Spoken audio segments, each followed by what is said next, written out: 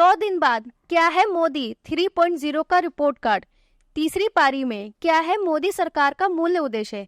हरियाणा, झारखंड और जम्मू कश्मीर में विधानसभा चुनाव होने जा रहे हैं। साथ ही नरेंद्र मोदी सरकार भी अपनी तीसरी पारी के 100 दिन पूरे कर रही है। ऐसे में ये चुनाव बेहद अहम हो गए हैं और माना जा रहा है कि मोदी सरकार के कामकाज पर जनता मोहर लगा रही है या नहीं। इसका जवाब भी हरियाणा के अखाड़े में मिल सकता है।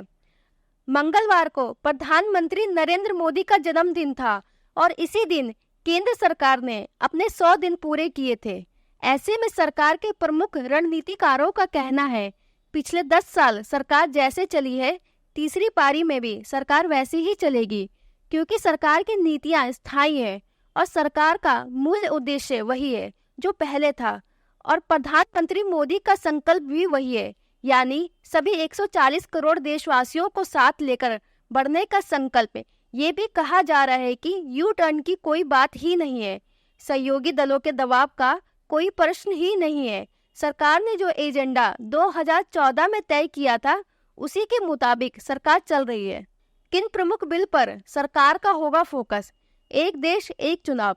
मोदी सरकार की तीसरी पारी में एक देश एक चुनाव को लेकर लगातार चर्चा हो रही है।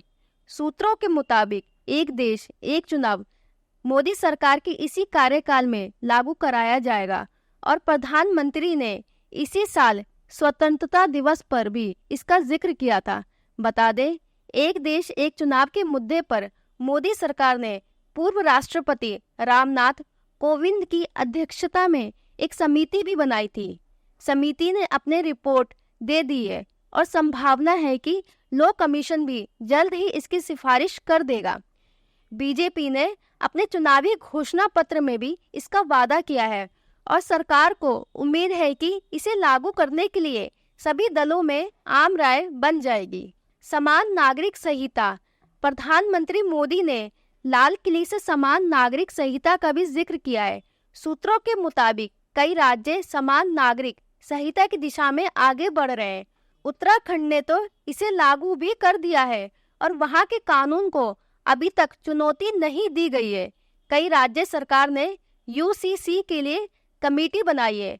5 राज्यों में इन कमेटियों का गठन हो चुका है और कुछ की रिपोर्ट 1 महीने में आ जाएगी, जिसके बाद इन्हें उन राज्यों में लागू कर दिया जाएगा।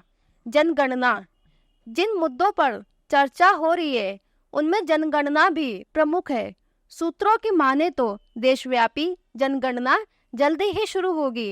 ये पूछने पर कि क्या जातिगत जनगणना भी कराई जाएगी और जाति का कॉलम भी होगा, हमें जवाब मिला है कि इस बारे में अभी कोई फैसला नहीं हुआ है। आपको बता दें, प्रधानमंत्री मोदी ने चुनाव से पहले ही 100 दिनों का एजेंडा फिक्स कर दिया था। चुनाव के नतीजों के बाद इसको लेकर ताबड़तोड़ बैठकें भी की गई हैं और टारगेट तक पहुंचने के लिए एक्शन भी बनाए गए। सरकार ने पेश किया 100 दिन का रिपोर्ट कार्ड। प्रधानमंत्री ने सोमवार को कहा कि उन्होंने विकास के लिए कोई कसर बाकी नहीं रखी। उन्होंने विपक्ष द्वारा किए गए सारे अपमान बर्दाश्त किए, लेकिन अपने रास्ते से भटके नहीं। विपक्ष शुरू से ही आरोप लगा रहा है सरकार अब की बार बैसाखियों पर मजबूती से काम नहीं कर पाएगी, लेकिन सरकार के अंदर के सूत्र बता रहे हैं कि मौजूदा सरकार का एजेंडा बिल्कुल उसी तरह से आगे बढ़ रहा है जैसे 2014 में शुरू हुआ था। सरकार का दावा है कि पिछले 10 साल व्यापक सुधार के रहे और आगे भी सुधार इसी तरह चलते रहेंगे।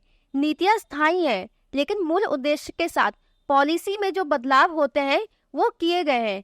सरकार का कहना है कि बड़े प्रोजेक्ट को पटरी पर लाने की कमान प्रधानमंत्री मोदी ने खुद संभाली हुई है और वो खुद इनके रास्ते में आ रही अड़चनों को दूर करते हैं।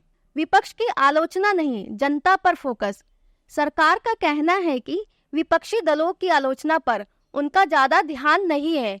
मोदी सरकार का सारा फोकस जनता पर है।